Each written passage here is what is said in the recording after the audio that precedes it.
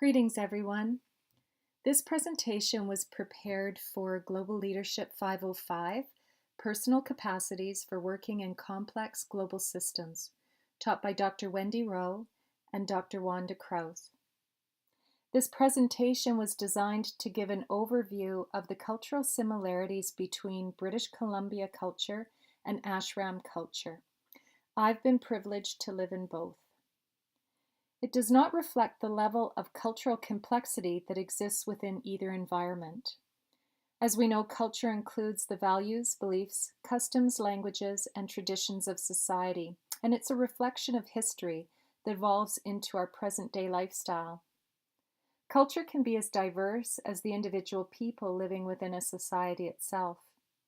In saying this, my hope is that when you consider this presentation, you will be reminded of the quote by Chimamanda Adichie that warns, "If we hear only a single story about another person or country, we risk a critical misunderstanding."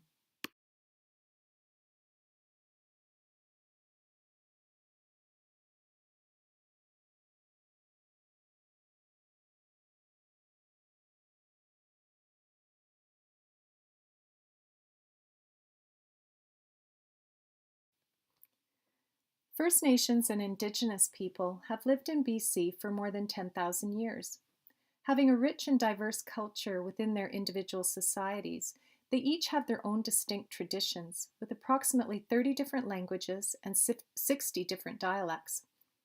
With the invasion of the European and US settlers in the 18th century, hoping to get rich with the gold rush, the First Nations and Indigenous people were slowly pushed into minority, reducing their population to approximately 5% today.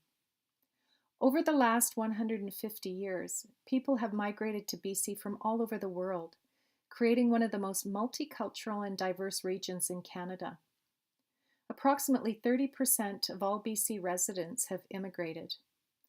Although the Charter of Rights and Freedoms protect people from discrimination based on race, age, sex, skin color, religion, disability, or sexual orientation, historically, BC was a province that once struggled with tension, bigotry, and discrimination. Over the years, however, and with the influx of immigration, BC has now become a province that works toward respecting and honoring the diversity of all its people. Ashrams have existed in India for thousands of years. It is suggested that they also existed in ancient Greece, Palestine, and the Atlantis civilization. They were originally established by siddhas, a person who has achieved spiritual enlightenment and supernatural power, and gurus, teachers, whose only purpose was for the spiritual well-being of all seekers desiring enlightenment.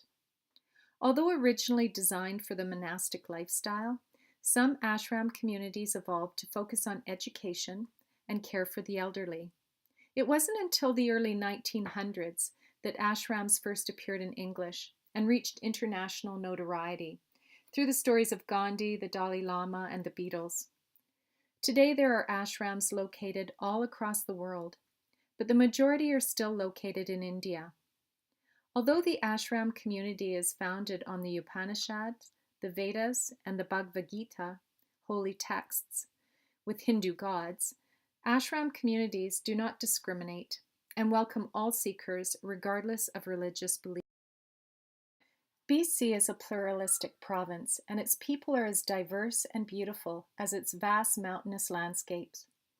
Although each community has a character of its own with multiple social identity structures that determine the advantages or disadvantages of its members, most residents care about their natural resources, healthy stewardship practices, hockey rinks, national parks, Medicare, good public schools, respectful political discourse, and a commitment to civil society.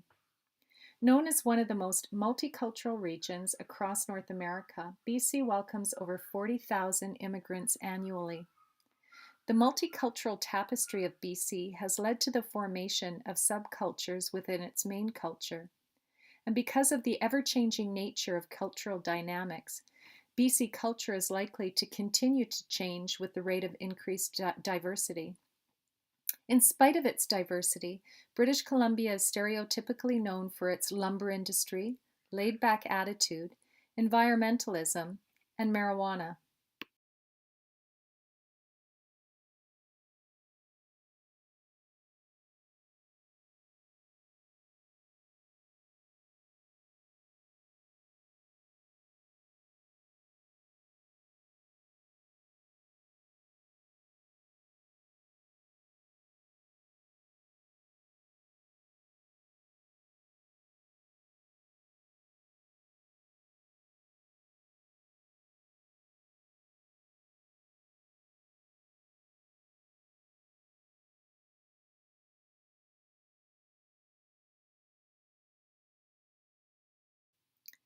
The word ashram is derived from the Sanskrit root shram, which means hard work or to labor. So, an ashram is a place where you have to work hard both physically and spiritually. You have to labor hard on the physical plane to transform the excess energy in your mind. This is done through the practice of karma yoga and involves supporting the ashram community through gardening, cooking, cleaning, producing natural products, and so forth. Ashram culture is designed to lead the aspirant on a journey of self-realization or self-awareness and the truth about our interconnected presence here on Earth. BC residents enjoy independence and privacy. Most people are friendly and unassuming. They value their relationship with friends and family and are welcoming towards strangers. Hockey is important to the people of British Columbia. However, multiple indoor and outdoor sports are equally significant. BC is religiously diverse and in its entirety, with religious representation from all over the world. Currently, the fastest growing religions in BC are Sikhism, Hinduism, Muslim, no religion, other, Judaism, Buddhism, and Christianity.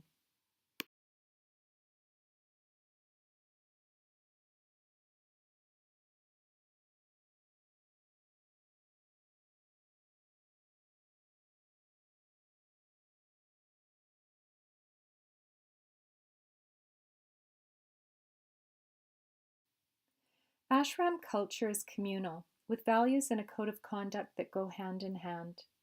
Ashram communities are committed to the practice and promotion of truth, right behavior, peace, love, and nonviolence. In ashram culture, the aspirant practices celibacy. Therefore, this usually means that people do not stay in the ashram for long periods of time. Ashram community living and the practice of yoga is not a religion, but a lifestyle. People from every faith are welcome in the ashram. Ashram community provides people an opportunity to meditate, chant, and pray to whatever deity they believe in. If a person is an atheist, then they approach meditation and chanting from an energy perspective, creating the vibrations of peace, harmony, and love for the world around and each other. BC residents often greet each other with a handshake, short hug, or just a simple, "Hello, nice to meet you." Generally speaking, they're not comfortable with kissing in public. The style of clothing ranges and often depends on the setting.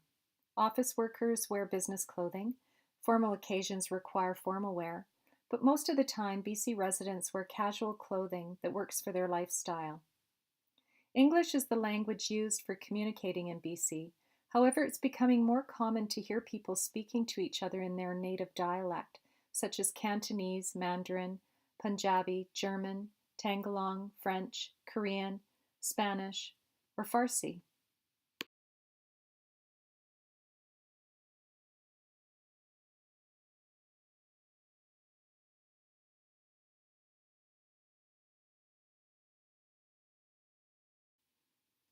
Ashram community honors a sattvic diet, pure food, locally grown, organic, and sustainable.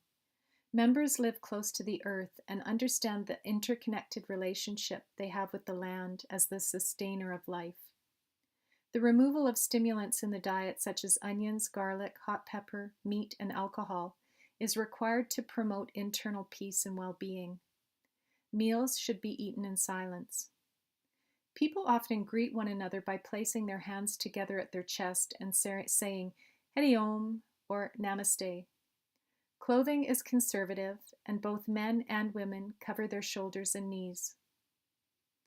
Learning Sanskrit is helpful when understanding ancient texts. However, the Ashram community communicates in the primary language of its members.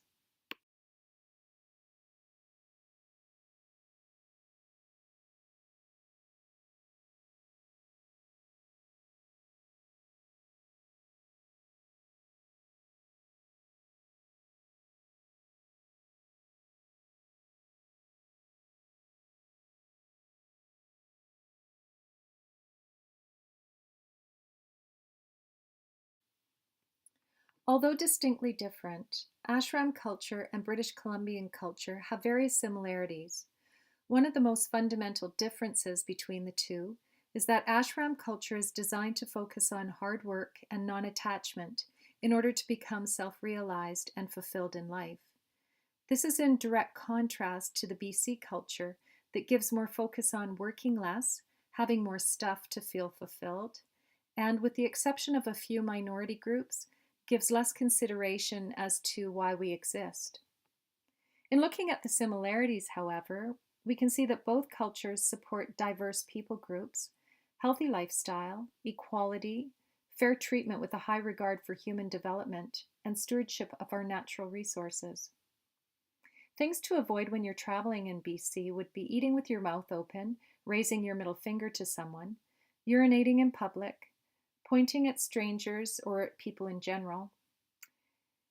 Things to avoid in the ashram would be talking while eating, using substance abuse, intimate affection, or wearing your shoes indoors. Thank you for listening to my presentation. Hari Om.